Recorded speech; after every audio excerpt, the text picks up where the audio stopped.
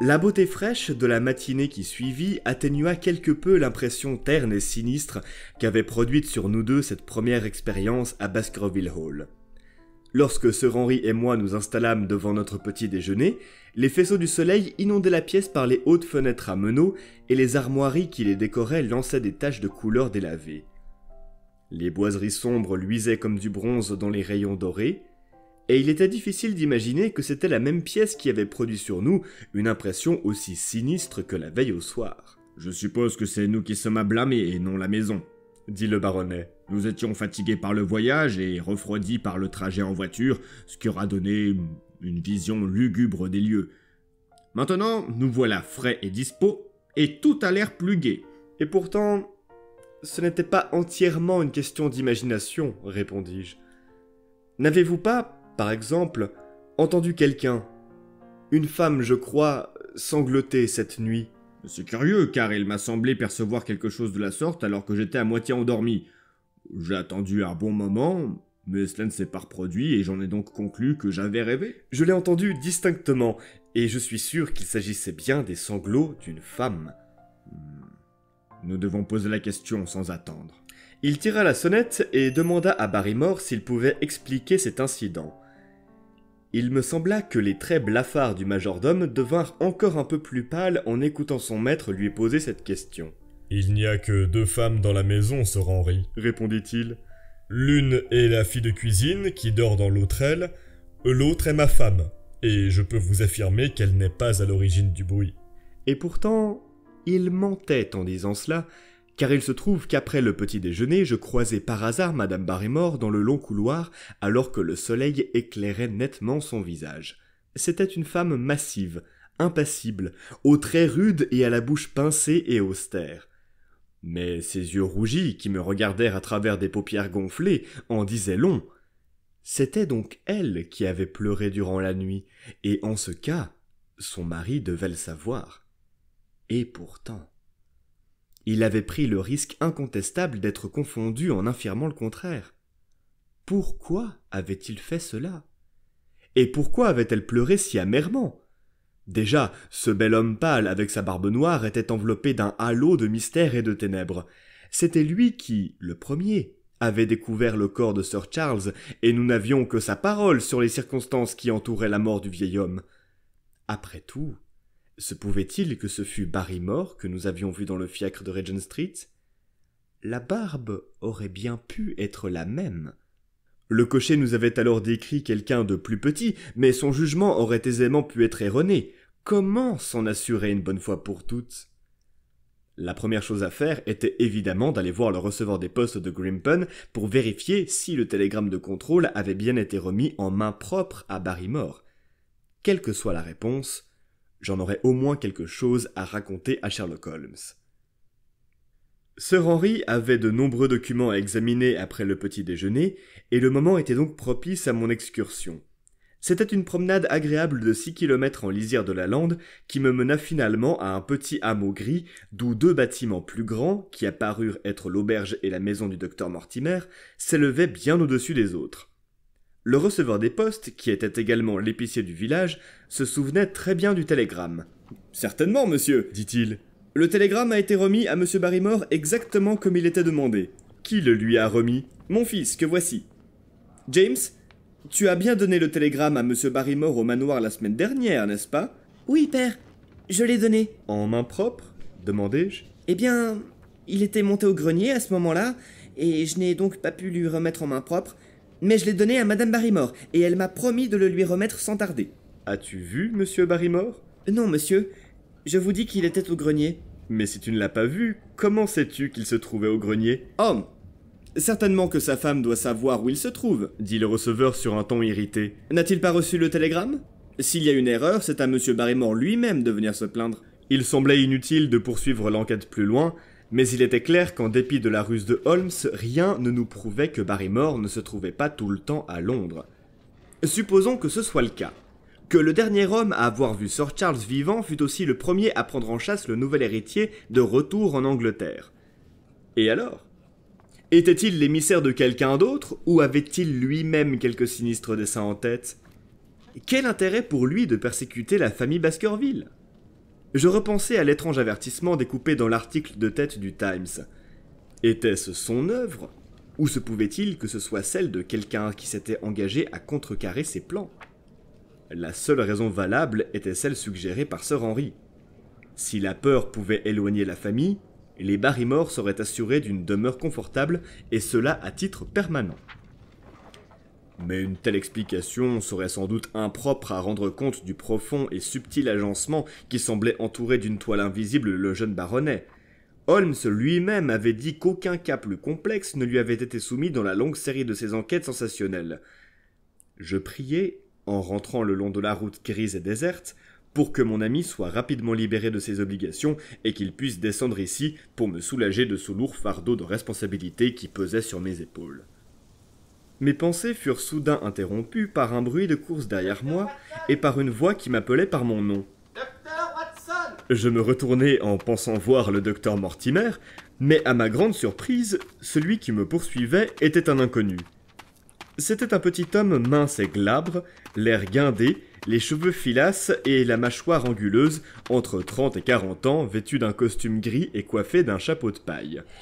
Il portait à l'épaule une boîte en métal à spécimen botanique et tenait un filet à papillons vert dans l'une de ses mains. Je suis sûr que vous excuserez mon audace, Docteur Watson. Dit-il tandis qu'il parvenait en haletant à ma hauteur. Ici, sur la lande, nous sommes des gens simples et nous n'attendons pas d'être présentés dans les formes.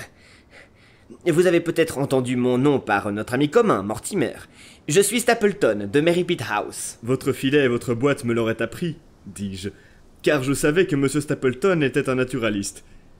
Mais comment avez-vous su qui j'étais? Je rendais visite à Mortimer et il vous a désigné par la fenêtre de son cabinet pendant que vous passiez. Comme notre route est la même, j'ai pensé vous rattraper et me présenter. J'espère que Sir Henry s'est bien remis de son voyage. Il va très bien, merci. Nous avions tous un peu la crainte que, suite à la mort funeste de Sir Charles, le nouveau baronnet ne refuse de vivre ici. C'est beaucoup demandé à un homme riche que de venir s'enterrer dans un endroit comme celui-là, mais je n'ai pas besoin de vous dire que cela signifie beaucoup pour la contrée. Sir Henry n'a, je suppose, aucune crainte superstitieuse à cet égard? Probablement pas, je pense. Vous connaissez bien sûr la légende du chien démoniaque qui hante la famille. J'en ai entendu parler. C'est extraordinaire comme les paysans sont crédules par ici. Ils sont tous prêts à jurer qu'ils ont vu une créature pareille sur la lande. Il parlait en souriant, mais il me sembla voir dans son regard qu'il prenait l'affaire au sérieux. L'histoire avait beaucoup frappé l'imagination de Sir Charles, et je ne doute pas que c'est ce qui a mené à sa disparition tragique. Comment ça? Ses nerfs étaient tellement à vif que l'apparition de n'importe quel chien aurait pu avoir une conséquence fatale sur son cœur malade. Ouais, je suppose qu'il a certainement vu quelque chose de ce genre cette nuit-là dans l'allée des Ifs. Je craignais qu'un drame ne survienne, car j'étais très attaché au vieil homme, et je savais qu'il avait le cœur faible. Comment le saviez-vous? Mon ami Mortimer me l'avait dit. Vous pensez donc qu'un chien a poursuivi Sir Charles, ce qui a provoqué sa mort? Avez-vous une meilleure explication? Je ne suis pas encore parvenu à une conclusion. Et qu'en est-il de Monsieur Sherlock Holmes? Ces mots me coupèrent un instant le souffle, mais un coup d'œil vers le visage placide et le regard ferme de mon compagnon m'indiqua qu'il n'avait pas l'intention de me prendre par surprise. Oh, il serait inutile de prétendre que nous ne vous connaissons pas, Dr. Watson, dit-il. Les exploits de votre détective sont parvenus jusqu'à nous, et vous ne pouvez pas lui rendre gloire sans vous faire connaître vous-même. Lorsque Mortimer m'a donné votre nom, il ne pouvait pas cacher votre identité. Si vous êtes ici, alors par conséquent, M. Sherlock Holmes s'intéresse en personne au problème, et je suis naturellement curieux de connaître son opinion. J'ai peur de ne pouvoir répondre à cette question. Et puis-je vous demander s'il va nous faire l'honneur de sa visite? Il ne peut pas quitter Londres pour le moment, son attention est requise par d'autres affaires. Quel dommage. Il pourrait apporter quelques lumières sur ce qui nous paraît à nous si obscur. En ce qui concerne vos propres recherches, si je puis vous être utile d'une façon ou d'une autre, j'espère que vous n'hésiterez pas à me mettre à contribution. Et si je possédais quelques indications sur la nature de vos soupçons, ou sur la manière dont vous comptez enquêter sur l'affaire, je pourrais peut-être même dès maintenant vous fournir de l'aide ou des conseils. Je vous assure que je suis simplement en visite chez mon ami Sir Henry et que je n'ai besoin d'aucune assistance. Excellent, dit Stapleton. Vous avez parfaitement raison d'être prudent et discret. Vous avez raison de me reprocher ce qui, je m'en rends compte, était une intrusion inexcusable, et je vous promets de ne plus évoquer cette affaire. Nous étions parvenus à un endroit de la route d'où partait un petit sentier étroit et gazonné qui serpentait à travers la lande. Une colline pentue et parsemée de roches, jadis utilisée comme carrière de granit, s'élevait sur la droite. Le versant orienté vers nous était escarpé et sombre, et des fougères et des ronces poussaient dans les moindres niches. On apercevait au loin s'élever un panache de fumée grise. Une petite marche le long de ce chemin sur la lande nous conduirait jusqu'à Merripit House, Dit-il. Peut-être consacrerez-vous une heure pour que je puisse avoir le plaisir de vous présenter ma sœur? Ma première pensée fut que je devais me trouver auprès de Sir Henry. Mais je me souvins alors de la montagne de papier et de factures qui recouvrait son bureau. Il était certain que je ne pouvais pas lui être utile pour cela, et Holmes avait expressément demandé que j'étudie les voisins sur la lande. J'acceptai l'invitation de Stapleton, et nous bifurquâmes tous deux sur le chemin. C'est un endroit merveilleux, cette lande, Dit-il en regardant tout autour les dunes qui ondulaient, longs rouleaux verts avec leurs crêtes de granit déchiquetées comme une fantastique houle écumante. On ne s'en lasse jamais. Vous ne pouvez pas imaginer les merveilleux secrets qu'elle habite. Elle est si vaste, si aride, si mystérieuse. Vous la connaissez donc bien ? Ça ne fait que 2 ans que je suis ici. Les résidents me qualifieraient de nouveau venus. Nous sommes arrivés peu de temps après que Sir Charles se fût installé. Mais mes goûts m'ont conduit à explorer chaque recoin du pays alentour, et je pense que peu le connaissent mieux que moi. Est-il si difficile à connaître ? Très difficile. Vous voyez par exemple la grande plaine au nord là-bas, avec ses étranges collines qui dépassent. Remarquez-vous quelque chose de particulier? Ce serait l'endroit rêvé pour un galop. Vous pensez tout naturellement cela. Et c'est bien un avis qui a coûté la vie à bien des gens dans le passé. Vous voyez les endroits verts clairs qui la parsèment un peu partout? Oui, il semble plus fertile que le reste. Stapleton se mit à rire. C'est le grand bourbier de Grimpen, Dit-il. Un faux pas là-bas signifie la mort, pour l'homme comme pour l'animal. Pas plus tard qu'hier, j'ai remarqué un des poneys de la lande qui errait. Il n'en est jamais sorti. J'ai vu un long moment sa tête dépasser du marécage, mais il a fini par l'aspirer. Même à la saison sèche, il est dangereux de le traverser, mais après ces pluies d'automne, c'est un endroit terrible. Et pourtant, je peux me frayer un chemin jusqu'au centre et en ressortir vivant. Mon Dieu! Voilà un autre de ces malheureux poneys! Une forme marron roulait et s'agitait au milieu des joncs verts.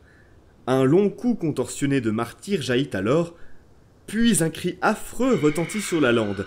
Cela me fit frissonner d'horreur, mais les nerfs de mon compagnon semblaient plus solides que les miens. Il a disparu, Dit-il. le bourbier l'a eu. 2 en 2 jours. Et peut-être bien plus, car ils prennent l'habitude d'y aller quand il fait sec et ils ne remarquent pas la différence avant que le bourbier ne les attrape entre ses griffes. C'est un sale endroit que le grand bourbier de Grimpen. Et vous dites que vous pouvez y pénétrer ? Oui, il y a 1 ou 2 chemins qu'un homme en très bonne forme peut emprunter. Et je les ai dénichés. Mais pourquoi voudrait-on aller dans un endroit aussi horrible ? Eh bien, vous voyez ces collines au-delà ? Ce sont de véritables îles, coupées de tous côtés par l'infranchissable bourbier qui s'est étendu tout autour d'elles au fil du temps. C'est là que se trouvent les plantes rares et les papillons, si vous êtes assez astucieux pour y parvenir. Je tenterai ma chance un de ces jours.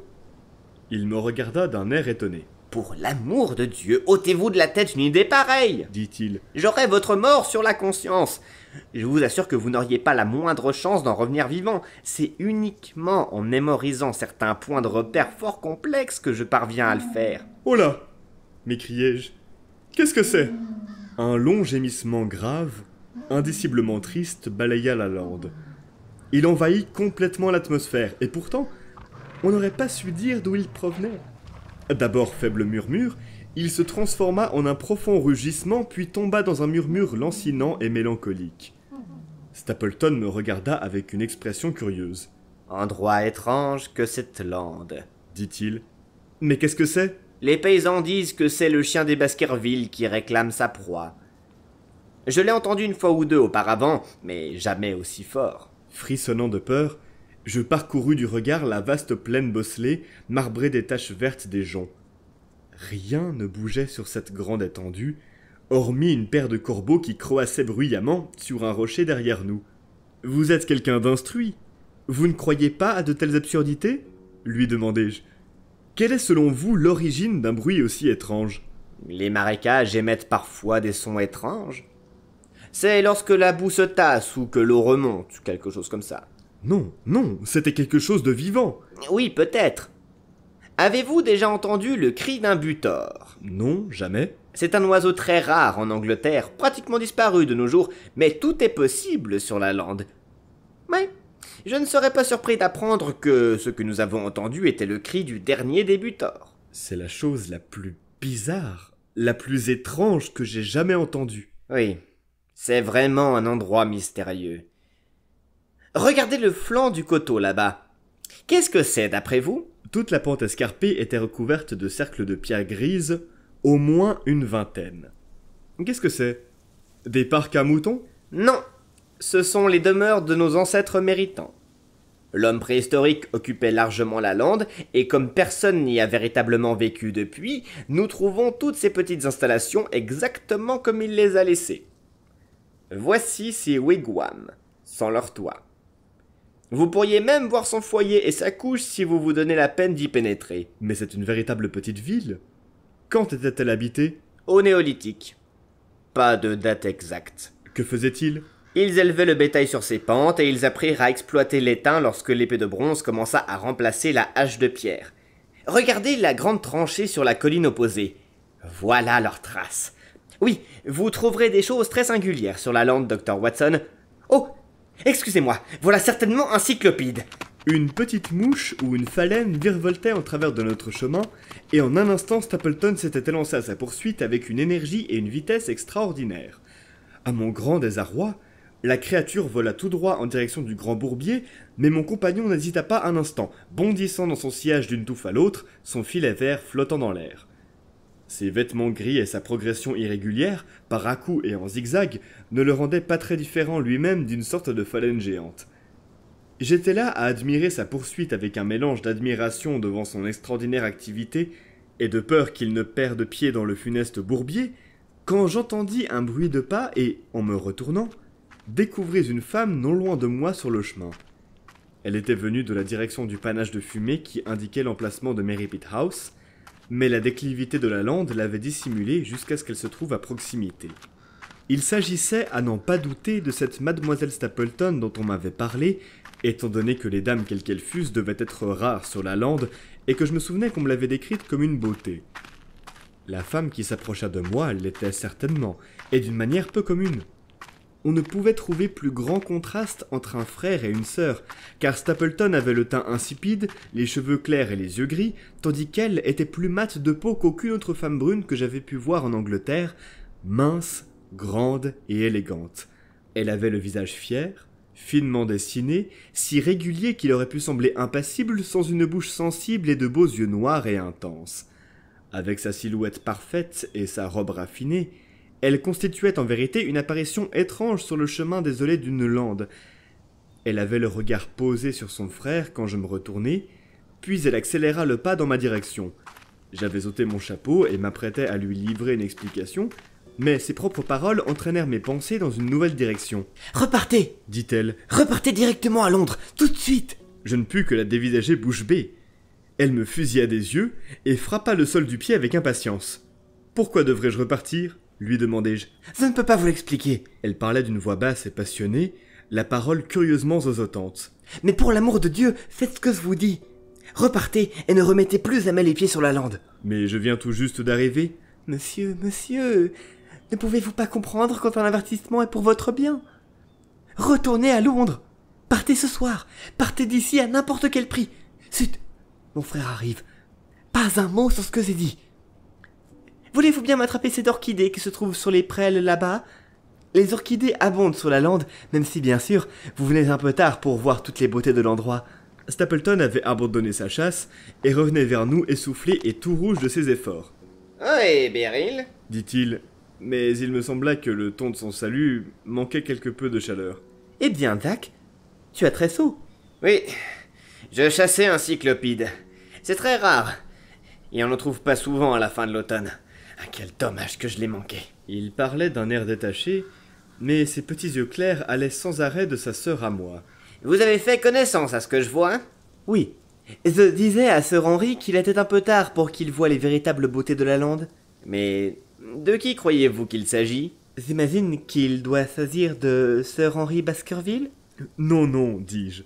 Je ne suis qu'un humble roturier, mais son ami. Je suis le docteur Watson. Le rouge de la gêne apparut sur son visage expressif.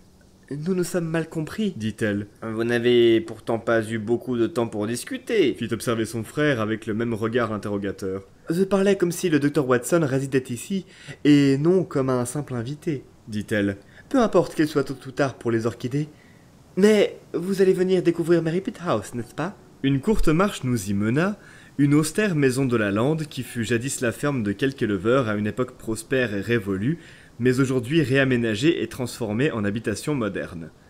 Elle était entourée par un verger, mais les arbres, comme il est fréquent sur la lande, étaient rabougris, brûlés, et l'endroit donnait une impression générale de désolation et de mélancolie.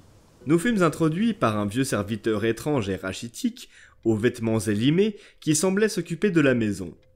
À l'intérieur, cependant, de grandes pièces étaient aménagées avec élégance, et j'y devinais une touche féminine.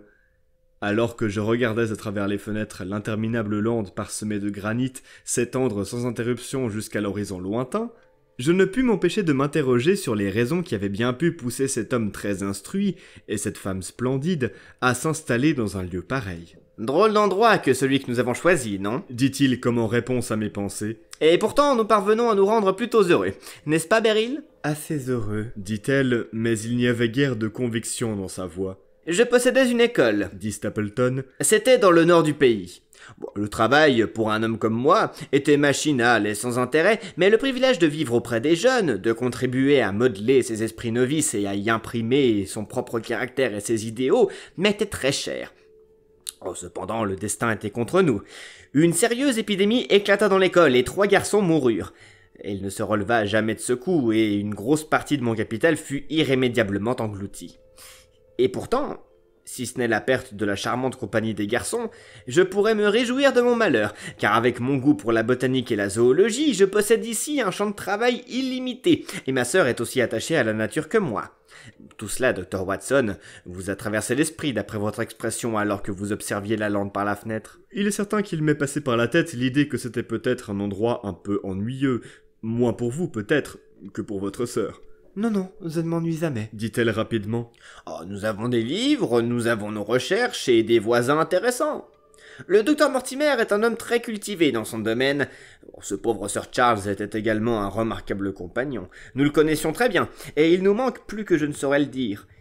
Pensez-vous que je serais importun en allant cet après-midi faire la connaissance de Sir Henry? Je suis sûr qu'il serait ravi. Alors peut-être pourrez-vous le prévenir que je me propose de le faire. Nous pouvons, à notre modeste manière, contribuer à lui faciliter les choses en attendant qu'il s'habitue à son nouvel environnement. Voulez-vous venir à l'étage, Dr. Watson, étudier ma collection de lépidoptères? Je pense que c'est la plus complète de tout le sud-ouest de l'Angleterre. Le temps de les voir, le déjeuner sera pratiquement prêt. Mais j'étais impatient de retourner à mon poste. La mélancolie de la lande, la mort du malheureux poney, le son étrange associé à la sinistre légende des Baskerville, tout cela teintait mes pensées de tristesse. Et puis, en plus de ces impressions plus ou moins vagues, il y avait cet avertissement précis et ferme de mademoiselle Stapleton, donné avec un tel empressement que je ne pouvais douter qu'il était motivé par une raison profonde et sérieuse. Je résistais à toutes les pressions pour rester déjeuner, et entamai aussitôt le trajet de retour en empruntant le chemin gazonné par lequel nous étions venus. Il semble cependant qu'il doive y avoir un raccourci pour ceux qui le connaissent, car avant même d'atteindre la route, je découvris avec stupéfaction mademoiselle Stapleton assise sur un rocher au bord du sentier. Son visage avait pris d'admirables couleurs, du fait de ses efforts, et elle se tenait avec une main sur le côté. « J'ai couru tout le long pour vous rattraper, Dr. Watson, dit-elle. Je n'ai même pas eu le temps de mettre mon chapeau. Je voulais vous dire combien je suis désolé à propos de l'erreur stupide que j'ai commise en pensant que vous étiez Sir Henry.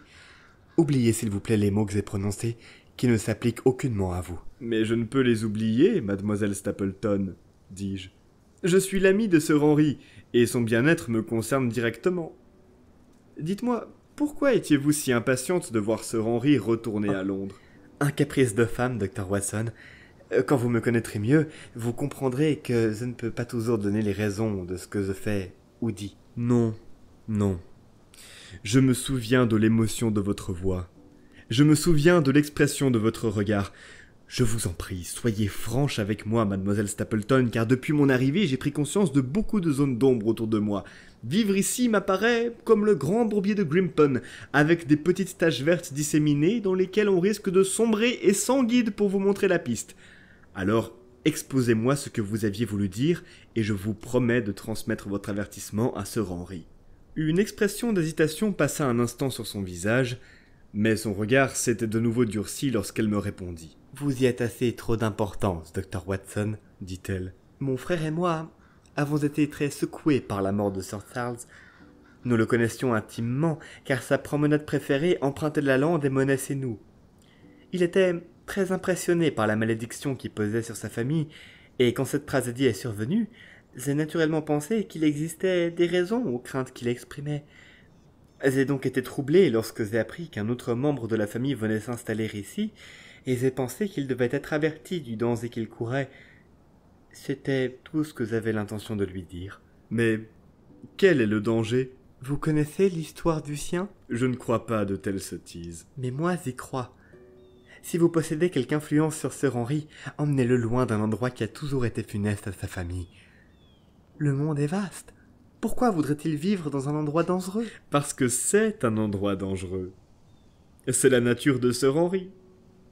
Je crains qu'à moins de me confier quelque information plus précise que cela, ce soit impossible de le convaincre de partir. Je ne peux rien dire de précis, car je ne sais rien de précis. Je voudrais vous poser encore une question, mademoiselle Stapleton.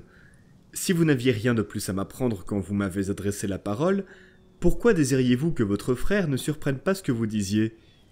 Il n'y a rien à redire à cela, par lui ou n'importe qui d'autre. Mon frère est très soucieux de voir le manoir habité, car il pense que c'est une bonne chose pour les pauvres gens de la lande. Il serait fâché s'il apprenait que j'ai dit quoi que ce soit qui puisse pousser Sir Henry à s'en aller. Mais j'ai fait mon devoir à présent, et je n'en dirai pas plus. Je dois m'en retourner, sinon il s'apercevra de mon absence et soupçonnera que je vous ai vu. Au revoir. Elle se tourna et disparut au bout de quelques minutes parmi les blocs rocheux éparpillés, tandis que moi, l'âme envahie par des craintes diffuses, je poursuivais mon chemin jusqu'à Baskerville Hall.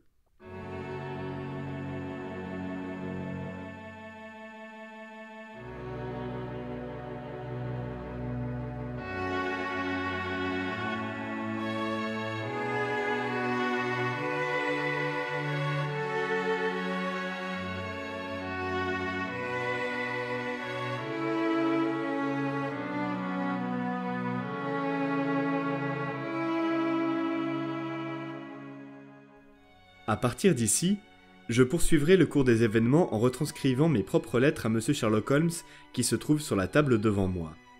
Une page manque, mais les voici sinon telles que je les ai écrites, et elles soulignent mes sentiments et mes soupçons du moment plus fidèlement que mon souvenir de ces moments tragiques, aussi clair soit-il, n'en est capable. Baskerville Hall, le 13 octobre. Mon cher Holmes, mes lettres et télégrammes précédents vous ont tenu pas mal au fait de tout ce qui s'était passé dans cet endroit de la terre bien abandonné de Dieu. Plus l'on reste ici longtemps, et plus l'esprit de la lande pénètre l'âme, son immensité, ainsi que son charme sinistre. Pour peu que l'on en pénètre le cœur, on laisse toute trace de l'Angleterre moderne derrière soi, mais d'un autre côté, on peut remarquer un peu partout l'habitat et l'œuvre des hommes préhistoriques. Alors que vous marchez, de tous côtés se trouvent les logis de cette population oubliée, avec ses sépultures et les énormes monolithes qui indiquent l'emplacement présumé de ces temples.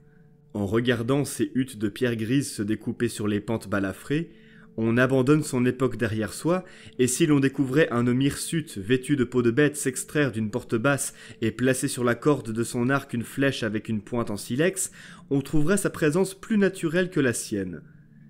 Le plus étrange est qu'ils aient peuplé aussi densément un endroit qui n'a jamais dû être bien fertile. Je ne suis pas un spécialiste de l'Antiquité, mais j'imagine qu'il devait être un peuple peu belliqueux et soumis, contraint de s'accommoder d'un lieu que personne d'autre n'aurait occupé. Tout cela, cependant, est éloigné de la mission que vous m'avez confiée et sera probablement inintéressant pour l'esprit éminemment concret qui est le vôtre. Je me souviens encore de votre complète indifférence sur la question de savoir si le soleil tourne autour de la Terre ou si la Terre tourne autour du soleil. Permettez-moi donc de revenir aux faits concernant Sir Henry Baskerville. Si vous n'avez reçu aucun rapport ces derniers jours, c'est parce que jusqu'à aujourd'hui, il n'y avait rien d'important à raconter. C'est alors qu'est apparu un événement très surprenant que je vous raconterai en temps voulu. Mais avant tout, je dois vous informer de certains autres éléments de la situation. L'un d'eux, que j'ai peu évoqué, est le prisonnier échappé sur la lande. Il y a maintenant de bonnes raisons de penser qu'il s'est bel et bien envolé, ce qui est un soulagement considérable pour les habitants isolés du coin. 2 semaines se sont écoulées depuis son évasion, durant lesquelles il n'a pas été aperçu ni n'a fait parler de lui. Il est sans doute inconcevable qu'il ait pu tenir tout ce temps sur la lande. Évidemment, pour ce qui est de la cachette, rien de plus facile. N'importe quelle hutte en pierre lui offrirait un refuge. Mais il n'y a rien à manger, à moins qu'il n'attrape et n'abatte un mouton de la lande.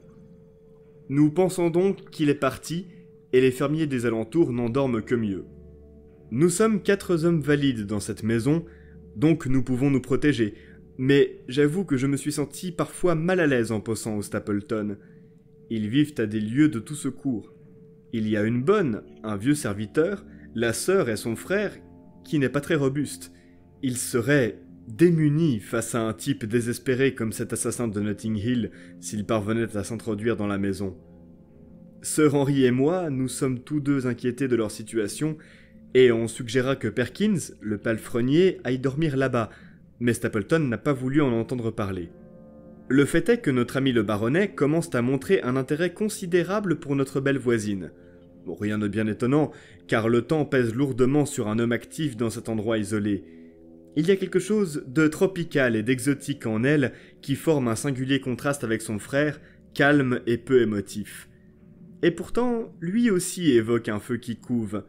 Il possède certainement une grande influence sur elle, car j'ai remarqué qu'elle lui lance de constants regards quand elle parle, comme si elle cherchait son approbation.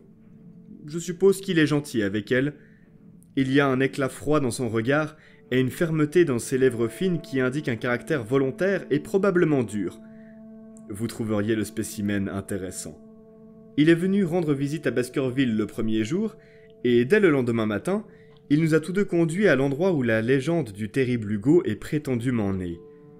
Ce fut une marche de plusieurs kilomètres sur la lande pour parvenir en un lieu si lugubre qu'il aurait pu avoir inspiré cette histoire. Nous découvrîmes une petite allée entre des buttes rocheuses très accidentées et ouvrant sur un petit terrain herbeux parsemé de lin des marais. Au centre se dressaient 2 immenses pierres, usées et pointues jusqu'à ressembler aux immenses crocs émoussés d'une bête monstrueuse. Cela correspondait en tout point à la scène de cette ancienne tragédie. Sir Henry était extrêmement intéressé et demanda plus d'une fois à Stapleton s'il croyait vraiment à l'hypothèse d'une intervention surnaturelle dans les affaires humaines. Il parlait sur un ton léger, mais était d'évidence beaucoup plus sérieux. Stapleton était réservé dans ses réponses, mais on voyait bien qu'il en disait moins qu'il n'en savait et qu'il ne voulait pas livrer complètement son opinion par égard pour les sentiments du baronnet. Il nous fit part de cas similaires où des familles avaient souffert d'une influence néfaste, et il nous donnait l'impression de partager l'opinion populaire sur le sujet. Sur le chemin du retour, nous restâmes déjeuner à Merripit House, et c'est là que Sir Henry lia connaissance avec mademoiselle Stapleton. Dès l'instant où il la vit, il sembla fortement attiré par elle, et je ne serais pas étonné que le sentiment ait été réciproque. Il n'arrêta pas de parler d'elle lors de notre retour, et depuis lors, il ne s'est guère passé un jour sans apercevoir le frère et la sœur. Ils dînent ici ce soir, et on parle de notre visite chez eux la semaine prochaine. On imaginerait qu'une telle alliance serait très bien accueillie par Stapleton, et pourtant plus d'une fois j'ai surpris un regard des plus désapprobateurs de sa part lorsque Sir Henry prêtait attention à sa sœur. Il est très attaché à elle, c'est certain, et mènerait une vie très solitaire sans elle, mais ce serait le comble de l'égoïsme s'il se mettait en travers du chemin d'un aussi brillant mariage. Et pourtant, je suis sûr qu'il ne souhaite pas voir leur complicité glisser vers l'amour, et j'ai plusieurs fois remarqué qu'il s'efforçait de les empêcher de se retrouver tête à tête. À propos, votre recommandation de ne jamais laisser Sir Henry sortir seul va devenir beaucoup plus pesante si une histoire d'amour devait s'ajouter à nos difficultés. Si je devais suivre vos ordres à la lettre, ma popularité s'en ressentirait rapidement. L'autre jour, jeudi pour être plus précis, le docteur Mortimer a déjeuné avec nous. Il a pratiqué des fouilles dans un tumulus mortuaire à Longdown et a trouvé un crâne préhistorique qui le remplit d'une grande joie. Jamais je n'ai vu un passionné sincère comme lui. Les Stapleton sont arrivés un peu plus tard, et le bon docteur nous a conduits dans l'allée des Ifs à la demande de Sir Henry pour nous montrer exactement comment les choses s'étaient passées lors de la nuit fatale. C'est une longue promenade lugubre, cette allée des Ifs, entre deux hautes murailles de haies serrées et bordée de chaque côté par une étroite bande de gazon. Il y a au bout un vieux pavillon d'été délabré. À mi-chemin, on trouve la barrière ouvrant sur la lande, là où le vieil homme a laissé tomber la cendre de son cigare. C'est une porte en bois blanche munie d'un loquet. Au-delà s'étend la lande immense. Je me souviens de votre théorie sur l'affaire et essayais de reconstituer tout ce qui s'était passé. Tandis qu'il se trouvait là, le vieil homme vit quelque chose arriver par la lande, quelque chose qui le terrifia à tel point qu'il perdit ses esprits et qu'il courut jusqu'à mourir de frayeur et d'épuisement. Voilà le long et sordide tunnel par lequel il avait fui. Et fui quoi? Un chien de berger de la lande? Ou un chien spectral noir, silencieux et monstrueux? Y avait-il eu intervention humaine dans l'histoire? Le pâle et prudent Barrymore en savait-il plus qu'il ne daignait en dire? Tout semblait obscur et confus, mais l'ombre noire du crime était toujours perceptible. Il y a un autre voisin que j'ai rencontré depuis ma dernière lettre. Il s'agit de M. Frankland de l'Afterhall qui vit à environ 6 km au sud de chez nous. C'est un homme d'un certain âge, au visage rougeau, aux cheveux blancs et colérique. Il se passionne pour le droit britannique et il a dépensé une fortune en procès. Il se bat pour le pur plaisir de se battre, et il est tout prêt à adopter l'une ou l'autre partie d'un litige, et ce n'est donc pas surprenant qu'il trouve que ce soit un divertissement coûteux. Un jour, il va fermer un droit de servitude et mettre au défi la paroisse de le lui faire rouvrir. Un autre jour, il va arracher de ses propres mains la barrière de quelqu'un d'autre et déclarer qu'un chemin existe ici depuis des temps immémoriaux et défier son propriétaire de le poursuivre pour avoir pénétré chez lui sans autorisation. Il connaît bien les anciens droits seigneuriaux et communaux, et il utilise parfois son savoir au profit des villageois de Fenworthy, et parfois contre eux. Ce qui fait que, périodiquement, on le porte en triomphe le long de la rue du village, ou bien on brûle son effigie, selon la nature de son dernier exploit. On dit qu'il a 7 affaires en cours en ce moment, et qui vont probablement engloutir le reste de sa fortune, ainsi perdra-t-il son dard et deviendra-t-il inoffensif à l'avenir. En dehors du domaine judiciaire, il semble être quelqu'un de gentil et de bonne composition, et je ne le mentionne que parce que vous avez insisté pour que j'envoie une description des gens qui nous environnent. Il a une curieuse occupation en ce moment, car étant astronome amateur, il possède un excellent télescope, en compagnie duquel il reste couché toute la journée sur le toit de sa propre maison à scruter la lande dans l'espoir d'apercevoir une trace du prisonnier évadé. S'il se bornait à utiliser son énergie à cela, tout irait bien, mais des rumeurs lui prêtent l'intention de poursuivre le docteur Mortimer pour avoir ouvert une tombe sans l'accord du plus proche parent, tout ça parce qu'il a exhumé le crâne néolithique du tumulus de Longdown. Il contribue à empêcher la monotonie de s'installer dans notre vie et procure un petit exutoire comique dont nous avons grand besoin. Et maintenant, après vous avoir donné les dernières informations sur le prisonnier évadé, les Stapleton, le docteur Mortimer et Frankland de l'Afterhall, laissez-moi vous raconter ce qu'il y a de plus important et vous en dire plus sur les Barrymore, et en particulier sur les faits surprenants de la nuit dernière. Avant tout, en ce qui concerne le télégramme témoin que vous avez envoyé de Londres afin de vous assurer que Barrymore était bien présent. J'ai déjà expliqué que le témoignage du receveur des postes montrait que le stratagème a échoué et que nous n'avons aucune preuve d'un côté comme de l'autre. J'ai dit à Sir Henry ce qu'il en retournait, et à sa manière très directe, il a immédiatement fait venir Barrymore et lui a demandé s'il avait reçu le télégramme lui-même. Barrymore prétendit que oui. « Le garçon vous l'a-t-il remis en main propre ?» demanda Sir Henry. Barrymore eut l'air surpris et réfléchit un court instant. « Non, dit-il. Je me trouvais à ce moment-là dans le débarras et ma femme me l'a monté. »« Y avez-vous répondu vous-même ?»« Non. J'ai donné des instructions à ma femme et elle est descendue l'écrire. » Le soir, il revint sur le sujet de sa propre initiative. « Je n'ai pas très bien compris le sens de vos questions de ce matin, Sir Henry, dit-il. J'espère qu'elles ne signifient pas que j'aurais fait quelque chose qui vous fasse perdre confiance ?» Sir Henry dut lui assurer que ce n'était pas le cas et le calma en lui offrant une grande partie de sa garde-robe passée, ses affaires étant maintenant tout arrivées de Londres. Madame Barrymore m'intéresse. C'est une personne solide et un peu rustaude, très limitée, extrêmement convenable et de tendance puritaine. Vous pourriez difficilement imaginer sujet moins émotif. Et pourtant, je vous ai raconté comment, la première nuit ici, je l'ai entendu pleurer amèrement, et j'ai depuis plus d'une fois remarqué des traces de larmes sur son visage. Un profond chagrin lui mine le cœur. Parfois, je me demande si elle n'est pas rongée par la culpabilité, et parfois, je soupçonne Barrymore d'être un tyran domestique.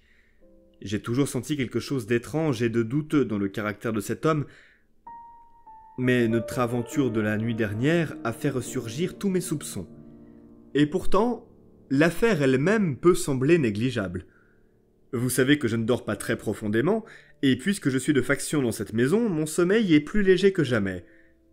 La nuit dernière, à environ 2 heures, je fus réveillé par un pas furtif qui passait devant ma porte. Je me levai, ouvris la porte, et regardai dehors. Une longue ombre noire glissait le long du couloir. Elle était projetée par un homme qui marchait silencieusement dans le passage avec une chandelle à la main. Il était en chemise et pantalon, sans rien aux pieds. Je distinguais à peine la silhouette, mais sa taille m'indiqua qu'il s'agissait de Barrymore. Il marchait très lentement et avec circonspection, et tout en lui évoquait quelque chose d'incroyablement coupable et fuyant. Je vous ai dit que le couloir était coupé par la coursive qui fait le tour du hall, mais qu'il reprend de l'autre côté. J'attendis qu'il soit hors de vue, puis je le suivis. Lorsque j'eus fait le tour de la coursive, il avait atteint l'extrémité du couloir opposé, et je pus voir à la lueur qui passait par une porte entr'ouverte qu'il était entré dans une pièce. Mais ces chambres ne sont pas emménagées ni occupées, ce qui rendait son expédition plus mystérieuse que jamais. La lumière brillait sans bouger, comme s'il se tenait immobile. Je me glissai le long du couloir aussi silencieusement que possible, et jetai un regard par l'embrasure de la porte. Barrymore était accroupi devant la fenêtre et tenait la chandelle contre la vitre. Il était de profil, à moitié tourné vers moi, le visage figé comme s'il attendait quelque chose en scrutant au dehors l'obscurité de la lande. Il demeura ainsi quelques minutes à observer attentivement, puis il émit un petit grognement et écarta la lampe d'un geste impatient. Je retournai instantanément à ma chambre, et peu de temps après, j'entendis de nouveau les pas furtifs sur le chemin du retour. Longtemps après, alors que j'étais plongé dans un sommeil léger, j'entendis une clé tourner quelque part dans une serrure, mais je ne saurais dire d'où provenait le son. Ce que tout cela signifie, je ne parviens pas à le deviner, mais quelque chose se trame dans cette ténébreuse demeure, et nous allons l'éclaircir tôt ou tard. Je ne vous ennuie pas avec mes théories, car vous m'avez demandé de vous fournir uniquement des faits. J'ai eu une longue conversation avec Sir Henry ce matin, et nous avons établi un plan de campagne fondé sur mes observations de la nuit dernière. Je n'en parlerai pas tout de suite, mais cela devrait rendre la lecture de mon prochain rapport assez intéressante.